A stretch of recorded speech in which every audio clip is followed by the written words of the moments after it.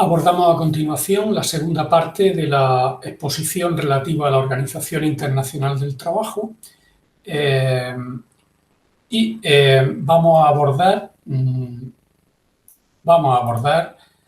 el punto relativo a la organización de este organismo, que se constituye por varios órganos. En principio, la Conferencia Internacional del Trabajo, que actúa como el encargado de aprobar y tramitar las normas, el Consejo de Administración, que hace las veces de órgano ejecutivo de la Organización Internacional del Trabajo, y, en tercer lugar, la Oficina Internacional del Trabajo, que actúa como órgano administrativo de carácter permanente y que lleva a cabo todas las actividades ordinarias que precisa el funcionamiento de la organización. Existen además, aparte de estos tres órganos clave, determinadas comisiones técnicas, como el Comité de Libertad Sindical, la Comisión de Investigación y Conciliación, el Instituto de Estudios Laborales. Hay diversos comités que se encargan puntualmente de el trato o el estudio de materias específicas. La Conferencia Internacional del Trabajo tiene como momento clave a lo largo del año su reunión anual, que se suele celebrar en la ciudad de Ginebra en el mes de junio. Recordamos que el órgano que aprueba, con una amplia representación de los estados, las normas que va a acoger esa organización internacional. Es muy reseñable que en esa organización intervienen 2 delegados de cada gobierno miembro de la Organización Internacional del Trabajo, un delegado de los empresarios y un delegado de los trabajadores de cada uno de esos países. Eso va a determinar que en el diálogo, a la hora de exponer los diferentes puntos de vista, se acojan no solo los puntos de vista de los estados que luego han de asumir la adopción de los acuerdos internacionales que se lleven a cabo, sino que también sea sensible con la perspectiva que puedan tener los empresarios y, asimismo, con la perspectiva que puedan tener los trabajadores. Este órgano establece y adopta el texto de las normas internacionales de trabajo.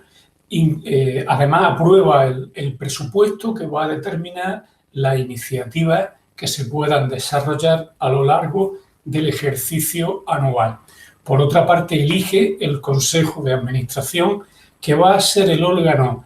directivo que va a marcar el rumbo de las iniciativas que en cada periodo va a ejecutar esta organización internacional.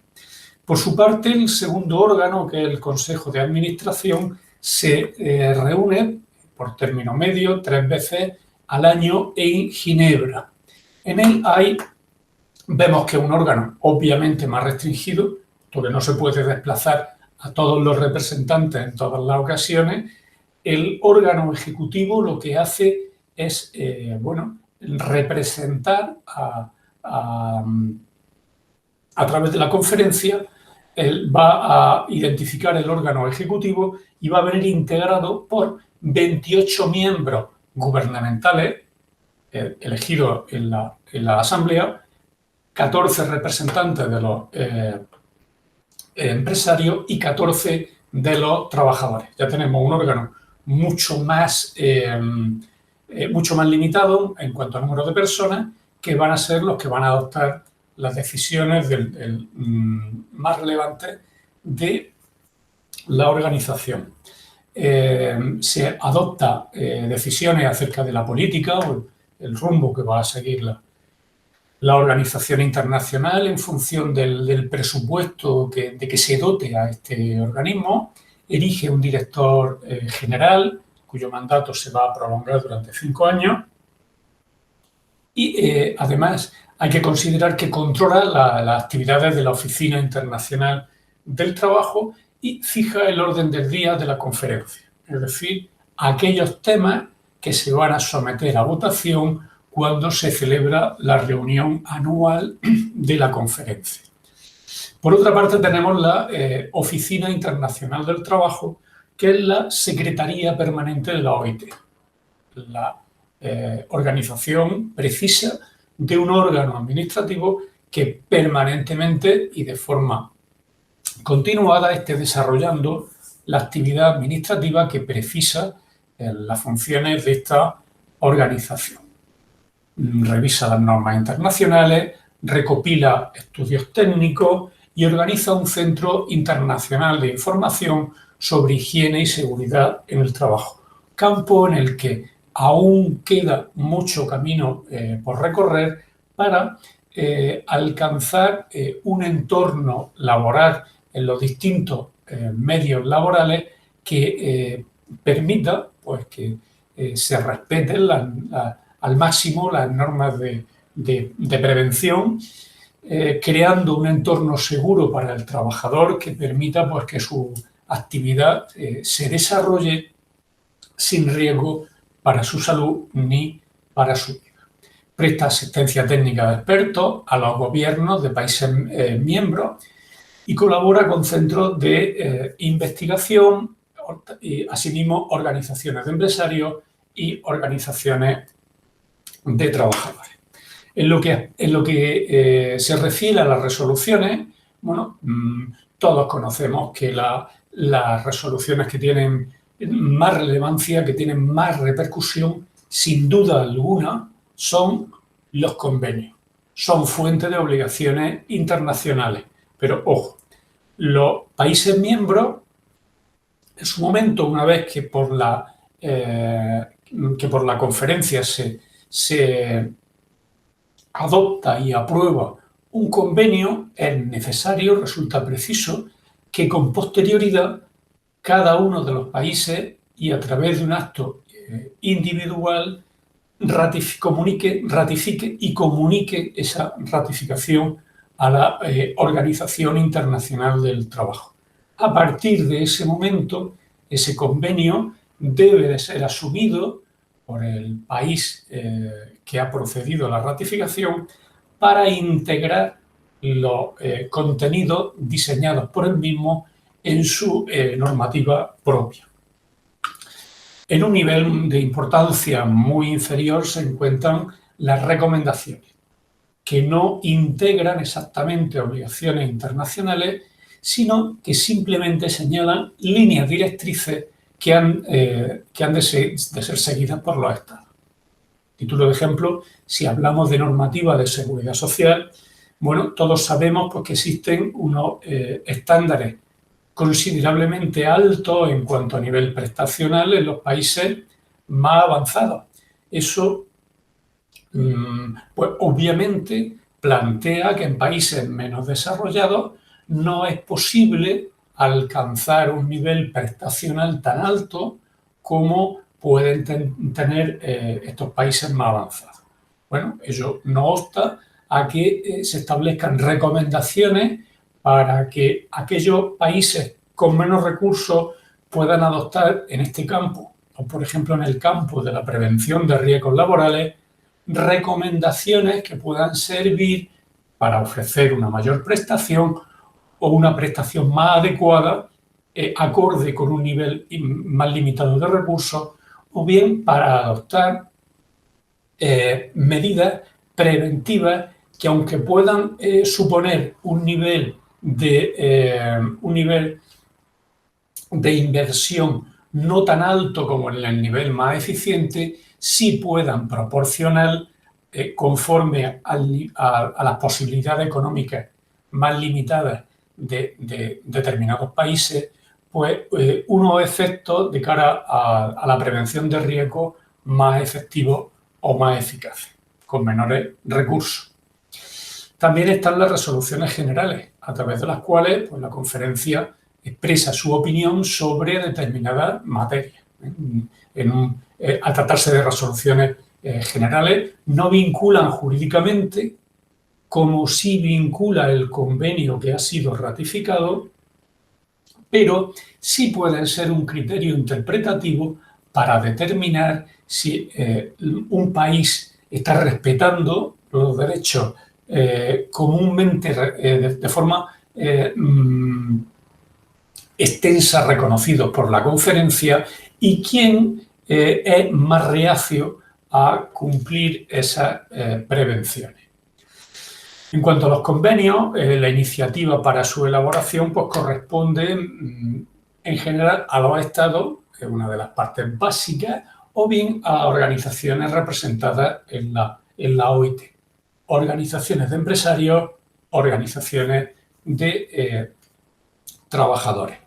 Tras un periodo de consulta a los estados miembros, el Consejo de Administración puede incluir el proyecto de convenio en el orden del día de la conferencia que cada año se celebra en junio en Ginebra por la Conferencia Internacional.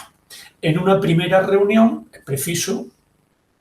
que se decida por una mayoría absoluta si procede a adoptar un convenio o una recomendación, y en la siguiente reunión eso implica pues, que el convenio, caso de no haber alcanzado esa mayoría cualificada, se entiende que puede mejorar determinados aspectos que puedan provocar el consenso preciso para de esta manera en una segunda reunión ser solamente preciso mayoría cualificada de 2/3. En los convenios suponen la obligación por los estados de someterlo a ratificación por parte de la autoridad competente en el plazo de un año, con la consideración de que no hay obligación de ratificar los convenios. Piénsese que determinados convenios obligan a países que tienen un escaso nivel de desarrollo a afrontar una inversión, una disposición de medios que en ocasiones escapa a las posibilidades presupuestarias de estos países. Pues bien, obviamente, pues, partiendo de esa consideración, no es obligatorio que estos países ratifiquen esos convenios y, por tanto, no se ven obligados a implementarlo. Aunque la consideración general deriva de que existe más libertad, un país ofrece más rasgos, más muestras de ser un país avanzado, cuantos más convenios haya ratificado, cuantos más convenios haya integrado en su normativa propia. También existen determinadas fórmulas para controlar el que efectivamente la normativa aprobada se lleva a cabo. Hay memorias, los estados tienen que presentar memorias que son analizadas por un comité de expertos que informa a la Comisión acerca del cumplimiento de las obligaciones contraídas por los estados. Pensemos, por ejemplo, que un país puede haber ratificado el convenio relativo a la libertad sindical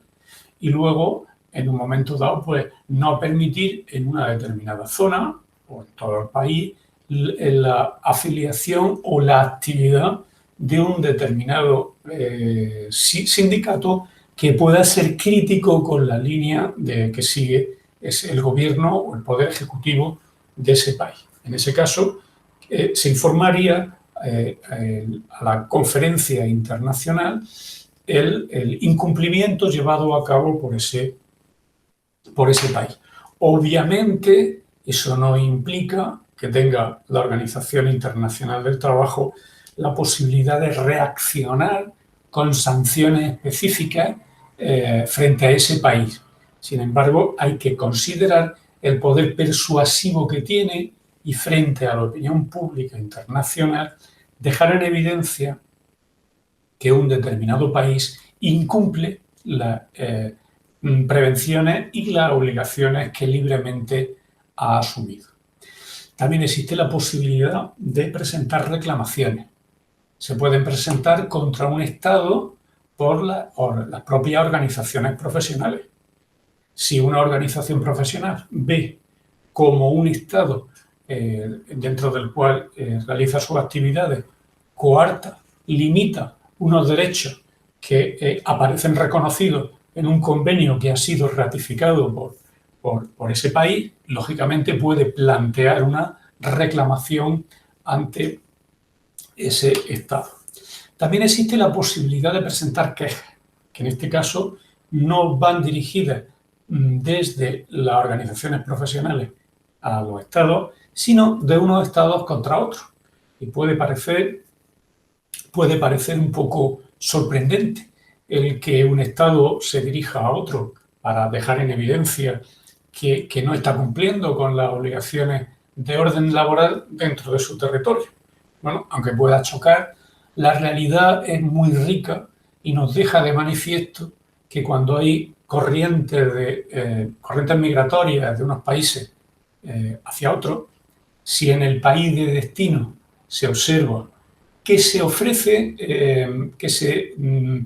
llevan a cabo, por ejemplo, discriminaciones no permitidas por ley respecto a determinados países o respecto a determinados ciudadanos, si se incumplen convenios o normas de la Organización Internacional del Trabajo, a través de esta vía se puede dejar de manifiesto. En ese caso, cabría recurrir a un Tribunal Internacional de Justicia siempre que el Estado denunciado lo aceptara la jurisdicción, la validez o la eficacia de la resolución que dictara el órgano internacional. Existen procedimientos especiales en materia de libertad sindical, que es uno de los derechos clave dentro de la Organización Internacional del Trabajo. Está asociado este derecho indisolublemente a los regímenes democráticos, puesto que la ausencia de libertad sindical se entiende propia de regímenes dictatoriales donde únicamente se admite como válido el pensamiento único, la línea directriz que ejerce quien está en el gobierno.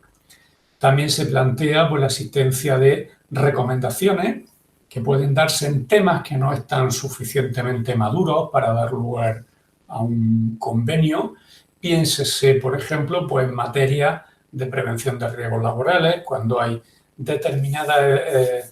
enfermedades o entornos laborales donde no se acaba de dilucidar desde el punto de vista científico qué puede provocar alguna determinada enfermedad relacionada con el trabajo, determinados cánceres que se sabe que pueden tener relación con un determinado entorno, pues en ocasiones necesitan, a título de ejemplo, estudios más profundos desde el punto de vista científico que desvelen esa relación de causalidad. También pueden ir dirigidas a reseñar complementos frente a lo establecido en un convenio, es decir, si algo ha quedado, en ocasiones los convenios, para facilitar el consenso, pues muestran o pueden expresarse o de una forma un tanto ambigua o en una fórmula de compromiso que no avance demasiado. Pues esos complementos pueden ayudar a matizar posturas o posicionamientos que el convenio ha dejado un poco en el aire, digamos. También pueden entrar en la tecnificación o el detalle que pueda permitir que determinados estados ejecuten un determinado convenio o acuerdo. Especialmente en materia de prevención de riesgos laborales se me ocurre que la tecnificación o el detalle puntual puede ayudar mucho a ejecutar determinadas medidas de prevención. Los Estados miembros tienen la obligación de informar a la OIT sobre el estado de la legislación y sobre las prácticas y medidas que se han adoptado. La información que se reúne de todos los países integrantes permite retroalimentar las futuras medidas en función de la experiencia acumulada que se pueden llevar a cabo. En cuanto a su eficacia en el territorio nacional, en este caso planteamos la hipotética eficacia que pudieran tener en determinados países. En concreto, en España, el artículo 93 y 96 de la Constitución española avalan la eficacia de los convenios suscritos por España, otorgándole un relevante papel en el capítulo de fuentes del derecho en nuestro ordenamiento. Sin embargo, no está claro que exista una aplicabilidad directa una vez que se ha ratificado un convenio respecto de la norma nacional. Los criterios mayoritarios muestran que la solución mayoritaria muestra una interpretación restrictiva en este capítulo, dejando de manifiesto pues, que hasta que no se desarrolle específicamente esa norma, no podrá entenderse que existe una vinculación explícita en el ordenamiento nacional. Sin embargo, lo que sí se puede considerar que tiene una aplicación directa son los principios inspiradores de la OIT en países que forman parte de la misma, como es concretamente el mismo. En ese caso, sin que sea precisa una traslación efectiva y concreta de tales principios. A la hora de abordar ejemplos específicos que puedan servirnos un poco de guía para valorar la importancia efectiva que tienen organismos de la OIT, independientemente de que es obvio que el grueso de la normativa laboral que hoy está vigente en la mayoría de nuestros países, y particularmente en el nuestro, podemos apreciar cómo normas relativamente recientes tienen un gran peso relacionado con la iniciativa que ha desplegado la Organización Internacional del Trabajo. Sin ir más lejos, podemos citar la importante Ley 31/95 de prevención de riesgos laborales. En un país como el nuestro, en el que apenas ha existido cultura de la prevención de riesgos. Pues bien, tal ley deriva de una directiva de la Unión Europea que a su vez acoge los principios y los criterios básicos que la Organización Internacional del Trabajo planteó y expuso en su día. En cuanto a la eficacia en el territorio nacional, bueno, en países con ordenamientos maduros y desarrollados, como puede considerarse el nuestro, hay que plantear que normalmente los convenios suelen tener una redacción o una pretensión de mínimo, con lo cual es más factible que podamos encontrar una normativa en cuanto a regulación de la relación laboral mucho más amplia en nuestro país que en los convenios colectivos, lo cual no quita la posibilidad y la necesidad de seguir mejorando, adaptándose e integrando las nuevas situaciones sociales que se van produciendo y que precisan de regulación. Y con esto pues finalizamos el segundo vídeo que tiene que ver con en el que hemos tratado a la Organización Internacional del Trabajo. Gracias.